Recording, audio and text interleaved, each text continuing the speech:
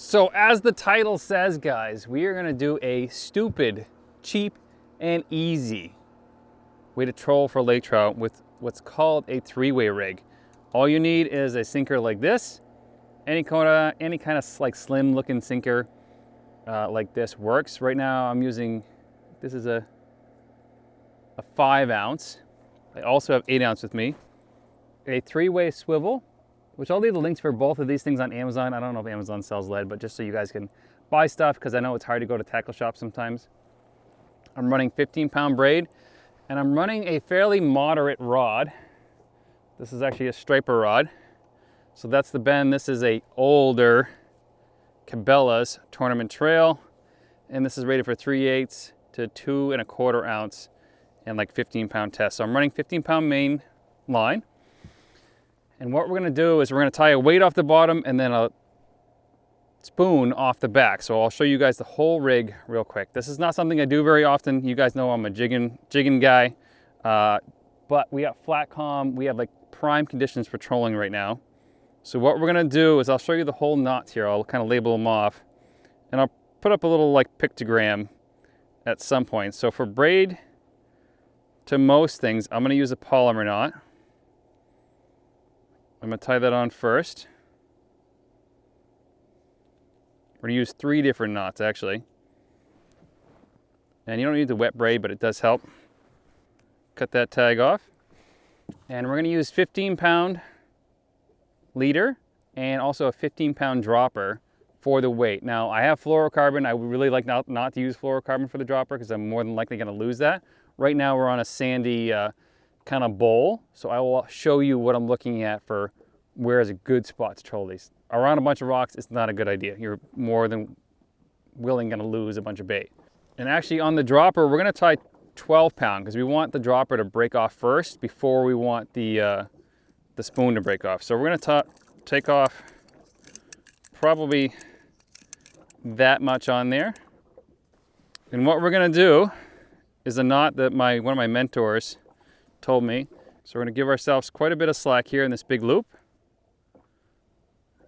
And I'm sure there's a name for this knot. I'm going to tie it like that. And then we're going to tie it like that. Kind of 2 loops in there. And I'll find the name for it. I just don't know it right off the top of my head. I'm going to wet it. And we're going to cinch it. And see that big loop right there? That's going to help us later. You can trim that tag if you want. We're going to tie that other bottom end to the bottom of the tri-swivel. So to the bottom of that swivel, we are going to tie just a normal fisherman's knot. We want this knot to be the least strong knot. So we want this to break if we get hung up in something instead of our lure getting hung up and stuff. So just our normal fisherman clinch knot, not even an improved one. Tie and cinch. And we want to trim off our tags on these because things tend to get tangled right here in front of me.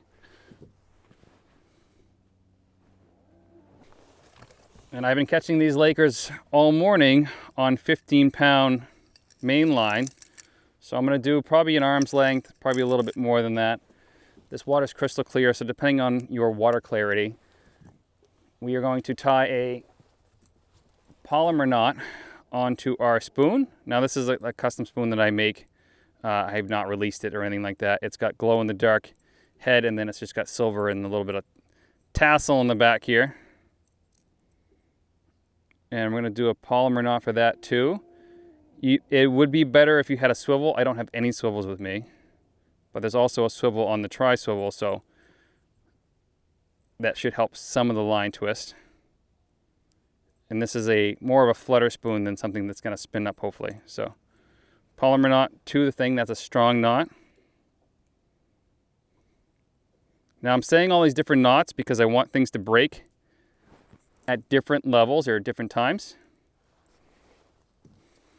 Trim that off.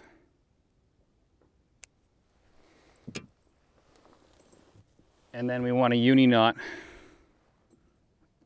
on this one, just because you can just do a normal fisherman's clinch knot if you want. And I can only tie unis in one direction, left-handed, so that's what I'm going to do. Hopefully you guys can see that. And I'll put up the names of these things right here so you don't have to like rewind and pause the video. You just pause it on the name of the knot here. 5 or 6 turns of that. And it's a very strong knot because it's kind of like a slip knot. Now we trim that. Now we have our 3 pieces. We have our lure side, our main line in front of me, and then we have our dropper. And this is the knot that's super cool that a guy told me. So do your little loop right here. We're gonna feed the loop through the lead, just like this, over the bottom, and then back up like that. That's how we can change out this weight. Right now we're using 5. If I go any deeper, I wanna use probably 6, 7, 8. So we can change it, or we can even make it smaller if we need to. So for now, we're gonna plop just the lead over the side of the boat. And we're gonna keep it kind of moving just for like the second here. We're gonna get the Terova going in one direction at 1 mile an hour to like 1.2. And so since I dropped that right down there and I didn't follow my own rules, my spoon is already fouled. So we wanna get going. And with a Terova or any main trolling motor, you can control your speed. And I'm gonna do a speed lock there, 1.1.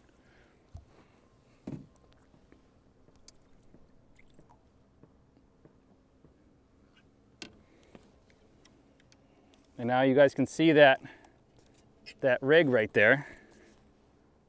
It's not wrapped up around the tip of my rod there. There we go. Now that's just cruising right there. So that spoon is just wobbling. You can do this with live bait. You can do this as chunks of whatever. And I want to drop that right to bottom, and I want to feather it to the bottom. Don't drop it straight down. Those lines will get all tangled up. And I actually have other people trolling around me. And once it's on bottom, we want to just kind of drag it on bottom and kind of like bounce it off bottom like this. And we want to ideally stay in contact with bottom as much as possible. So I might have to put a heavier one on there. My neighbor boat over here just hooked up. And I might have to switch this out for a heavier jig. Now this is super effective during the summertime when they're completely down deep. This lake is very alewife based. Alewife are very, very bottom based in my opinion, especially on this lake, Lake Sebago, if you guys are wondering. And you should be able to feel the bite. The rod should just load up on it. Oh, just had one. And I got fish right underneath me. I'm using live scope to see where I'm at. But you should be hitting bottom. And I have a rod that's right in my way here. I want to get that out of the way for a nice sweeping hook set.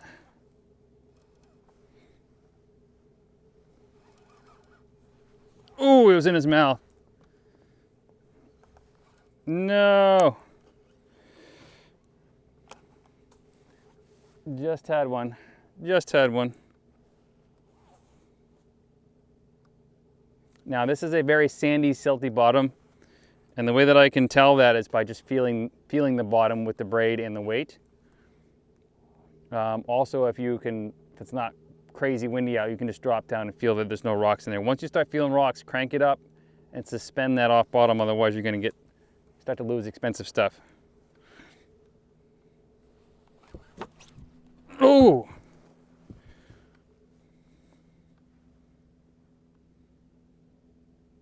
You bugger.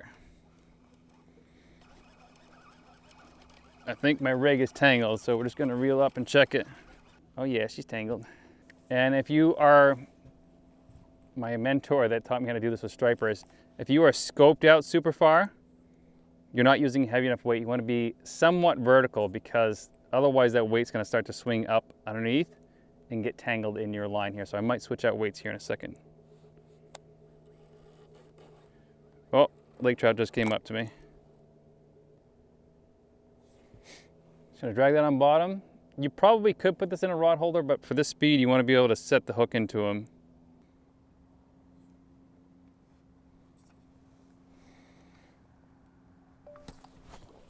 Got him. Got him. Oh, that was a hard hit. That was a hard hit.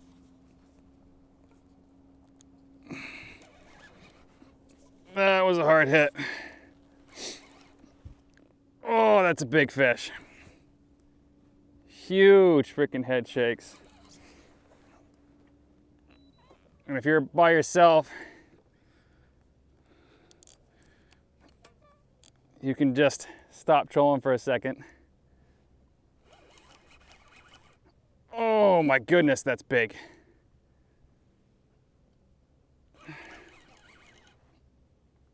Oh, and that's a heavy rod.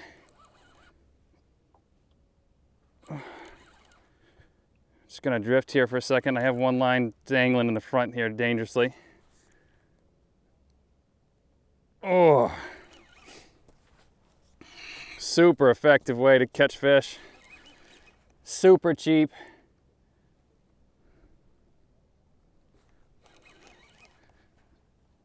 Oh my goodness, my arm's tired. You can run if he wants to. They don't tend to run until they burp. Got them in the death spirals up here.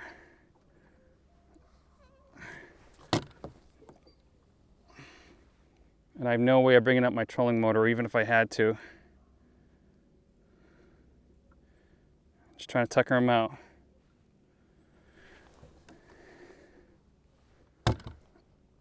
Come on, buddy. Oh, he's not a giant. He's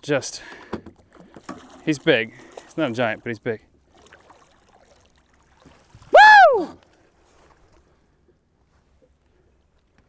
Yes! Now that doesn't always happen when you're trolling for the first time ever on a spoon that you've never caught a fish on before. But sometimes it does. That is a beast. That is a big fish. A very big fish. Oh my goodness! Right as it's about to rain, look at the size of that freaking laker, guys. What? What? Look at that beast. That spoon in his mouth. My goodness. We're just gonna revive him in the net for a minute. What an absolute tank. 30 and a half, super fat, so going right back in. See you, buddy. There we go. See if we can do that again. Like I said, stupid easy. We're gonna get trolling in just a little bit, make us move forward. We're gonna feather this down to the bottom again. That was a way bigger fish than I expected. I've been catching 24 inches all day. Well, a couple 26s. And just a long sweeping hook set. Just bury that hook right into him. And make sure I'm dragging that weight right in the mud.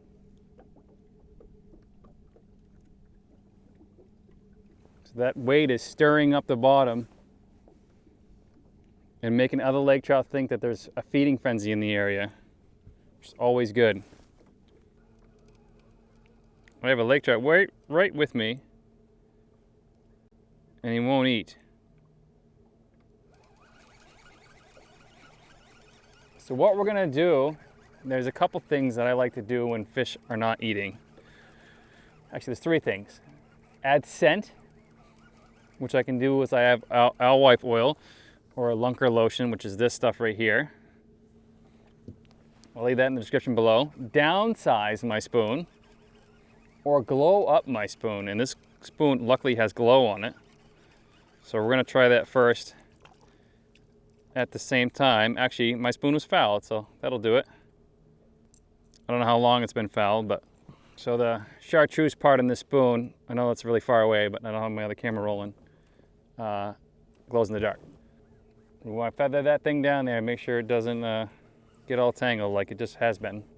So I've probably been missing bites. I think I've been feeling it, and it's just they haven't been hitting the hooks because the thing's been foul hooked. Just try just tapping this thing on bottom here. I'm gonna raise it forward like this. Rip it forward and let it drop to the bottom. That thumping noise and stirring up the mud gets them juiced.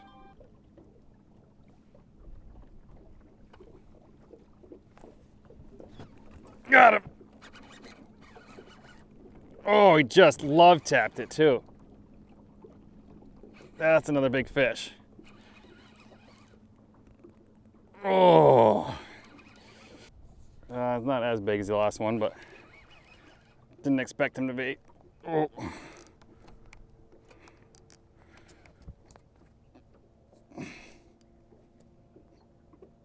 Oh, he's feisty. He's in the net and weight's in the boat. Good. Second fish, trolling with a 3-way rig, guys. Very effective, super cheap. Back in he goes. All right, since I'm a jigging guy, I'm gonna go back to vertical jigging because I have spot lock. That's what's holding me right now. So I got a leader that long. I have the 8-ounce weight with some fluorocarbon there. That has abrasion resistance, right? That's 12-pound. This is 15-pound, 3-way swivel. I'll leave the links for this and these on Amazon below. And then a spoon that's probably similar to this. Eventually I'll come out with spoons like this. Those little tassels in the back help. And that fish slammed it. Very effective technique, easy to do in a kayak, easy to do with just a normal trolling motor. Put your phone and download a speedometer app. They're super, like the GPSs are super accurate now with your phones. And go slay. There's no excuses to not do that during the summertime when they're down deep or even the springtime. We have a water temp of 47 degrees right now and these fish are glued to bottom for the most part. So if you want to learn more about jigging for lake trout or even trolling for lake trout, either click here or click here and I'll see you on one of those next videos. Thanks for watching. And if you want to visit, if you want to help support the channel, visit benditfish.com. And I sell all sorts of baits except for spoons right now. I'm working on getting like that spoon released. I have soft baits that you can also troll because they will still hit those. See you on one of those next videos.